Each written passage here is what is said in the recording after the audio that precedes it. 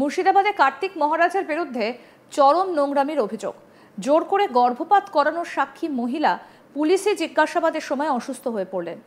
মঙ্গলবার ওই মহিলাকে তড়িঘড়ি নিয়ে যাওয়া হয় স্থানীয় স্বাস্থ্যকেন্দ্রে। পুলিশ সূত্রে খবর, জিজ্ঞাসাবাদের সময় আচমকা অসুস্থ হয়ে পড়েন ওই মহিলা।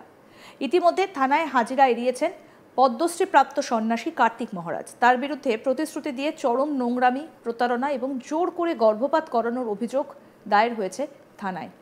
সোমবার নবগ্রাম থানার পুলিশ বেলডাঙ্গার ভারত সেবাশ্রম সংঘের অফিসে গিয়ে হাজিরার নোটিশ দিয়ে এসেছিল। তাতে বলা হয়, কার্তিক মহারাজ ওরফে প্রদীপ্তানন্দকে জিজ্ঞাসাবাদের প্রয়োজন রয়েছে। মঙ্গলবার সকাল 10টা নাগাদ থানায় তাকে আসতে বলা হয়, কিন্তু হাজিরা দেননি কার্তিক মহারাজ। জানা যায়, তিনি কলকাতা হাইকোর্টের দ্বারস্থ হয়েছেন। কার্তিক মহারাজের বিরুদ্ধে চরম নোংরামি এবং জোর করে গর্ভপাত করানোর সাক্ষী পুলিশে জিজ্ঞাসাবাদের সময় অসুস্থ হয়ে পড়েন। মঙ্গলবার চানক এলাকার আশ্রম থেকে ওই মহিলাকে তড়িঘড়ি নিয়ে যাওয়া হয়েছে স্থানীয় স্বাস্থ্যকেন্দ্রে। পুলিশ সূত্রে খবর, জিজ্ঞাসাবাদের সময় আচমকাই অসুস্থ হয়ে পড়েন ওই মহিলা। আর স্বাস্থ্যকেন্দ্র সূত্রে খবর, মহিলার রক্তচাপ অস্বাভাবিকভাবে বেড়ে গিয়েছিল। মঙ্গলবার পর্যন্ত আশ্রমের স্বাস্থ্যকেন্দ্রে চিকিৎসা চললেও বুধবার তাকে অন্যত্র স্থানান্তরিত করা হয়েছে। অভিযোগকারী মহিলা জানান, 2013 সালে তার সঙ্গে চরম নোংরামি করেছিলেন কার্তিক মহারাজ। কি বলছেন ওই অভিযোগকারী মহিলা, শুনবো। আমার সঙ্গে যা হয়েছে, আমি এত বছর ধরে অপেক্ষা করে করে সেটা খুব লজ্জাজনক বিষয়। কি হয়েছিল? যেটা কোনো মানুষ করতে পারে না। কি হয়েছিল এবং কে করেছে? আমার সঙ্গে কার্তিক মহারাজ প্রতারণা করেছিলেন। আমি ভেবেছিলাম উনি ওই পুরস্কার, পদ্মশ্রী যেটা পুরস্কার উনি পেয়েছিলেন, তারপরে মনে হয় আমার জন্য কিছু ভাবলেন, কিন্তু উনি কিছু ভাবলেন না আমার জন্য। এটাই আমার দুঃখ। কতদিন থেকে চেনেন কার্তিক মহারাজকে? আমি অনেক দিন থেকেই চিনি। 5-6 বছর? অনেক দিন, মোটামুটি আপনার 12 সাল থেকে ছিল। 2012 সাল থেকে। তো সেই সময় কি হয়েছিল? প্রতারণাটা কি প্রতারণা এটা বলতে গেলে অনেকটা বড় হয়ে যাবে, সেই জন্য আমি যা বলে দেওয়ার আইন প্রশাসনকে সব বলে দিয়েছি, জানিয়ে দিয়েছি। যা ব্যবস্থা করার ওনারাই করবেন। সেটা কি প্রতারণাটা? কি টাকা পয়সা? কি বিষয় প্রতারণা? আমাকে কাজ দেবেন বলেছিলেন।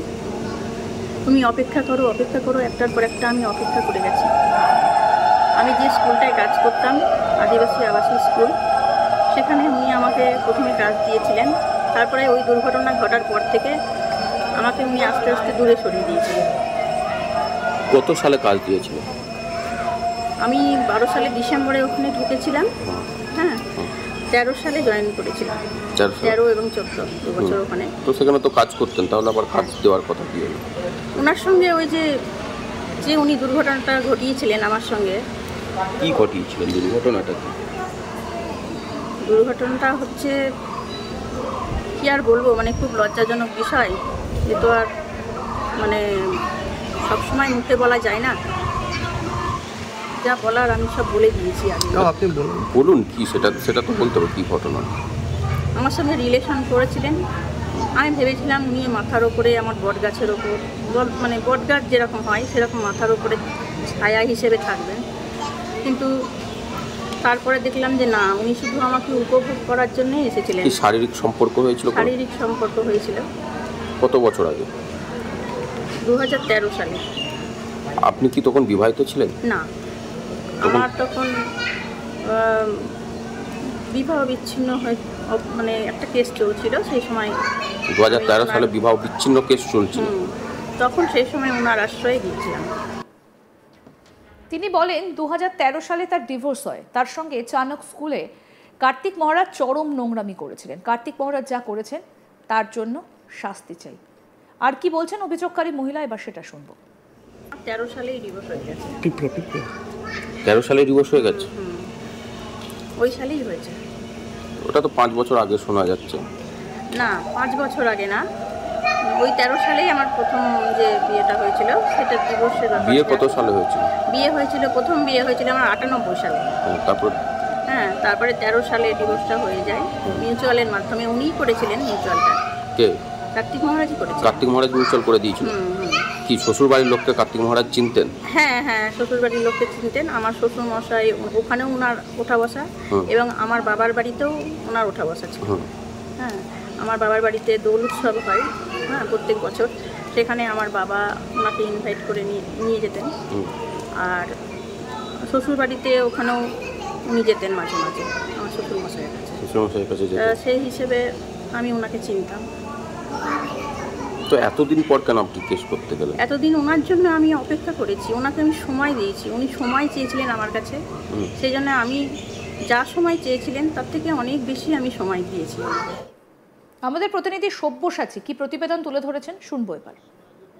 দিন কয়েক আগেই নবগ্রাম থানায় পদ্মশ্রী কার্তিক মহারাজের বিরুদ্ধে একাধিক অভিযোগ এনেই এক মহিলা অভিযোগ দায়ের করেন। সেই অভিযোগ দায়ের করার পরে আমরা লক্ষ্য করেছিলাম যে কার্তিক মহারাজের যে আশ্রম, সেই আশ্রমে নোটিশ গিয়েও পৌঁছয় এবং নবগ্রাম থানাতে তাকে দেখা করার কথা বলা হয়েছে, সশরীরে হাজির হওয়ার কথা বলা হয়েছে। কার্তিক মহারাজ অপরদিকে আদালতের দ্বারস্থ হয়েছেন, সেই বিষয়ে আমরা লক্ষ্য করেছি। তবে এই ঘটনাতেই যে মহিলা অভিযোগ এনেছেন তাকেই জিজ্ঞাসাবাদ করতে যখন নবগ্রাম থানার পুলিশ পৌঁছয়, সেই জিজ্ঞাসাবাদ করাকালীনই মহিলা হঠাৎই অসুস্থ হয়ে পড়েন। তাকে সাথে সাথেই আশ্রমেরই একটি স্বাস্থ্য কেন্দ্র আছে, সেখানে নিয়ে যাওয়া হয়। সেখানেই চিকিৎসকেরা জানায় যে তার রক্তচাপ বৃদ্ধি হয়েছে, সেই কারণে তিনি অসুস্থ হয়ে পড়েছেন। সেখানেই তার চিকিৎসা চলে এবং পরবর্তীতে যেটুকুটা জানা যাচ্ছে যে বুধবার দিন সকালে তাকে আরো উন্নত চিকিৎসার জন্য বেসরকারি কোনো জায়গায় নিয়ে যাওয়া হয়েছে। তবে যে আশ্রমের স্বাস্থ্য কেন্দ্র সেখান থেকে তাকে সরিয়ে নেওয়া হয়েছে, সেই বিষয়ে আমরা জানতে পারি।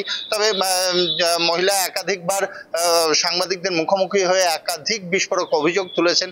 তিনি জানিয়েছেন যে তার সাথে একাধিকবার সহবাসের ঘটনা ঘটেছে এবং তাকে একাধিক প্রতিশ্রুতি দেওয়া হয়েছে, সেই বিষয়ে তিনি জানিয়েছেন।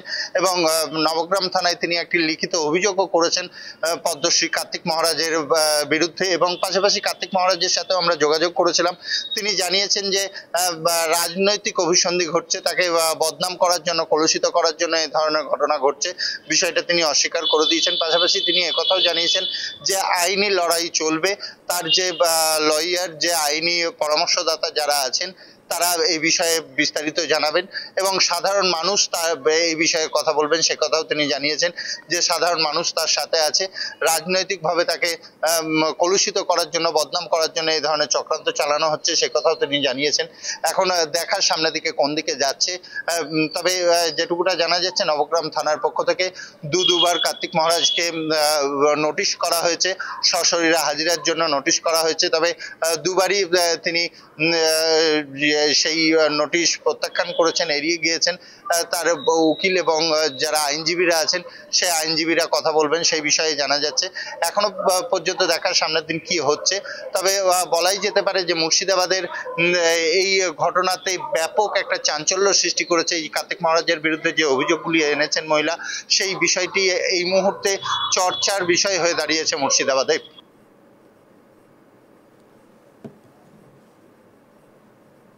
আরও আপডেট পেতে দেখতে থাকুন আজ তাক বাংলা। সাবস্ক্রাইব করুন, নোটিফিকেশন পেতে বেল বাটন অপশন প্রেস করুন, হোয়াটসঅ্যাপে ফলো করুন আজ তাক বাংলা।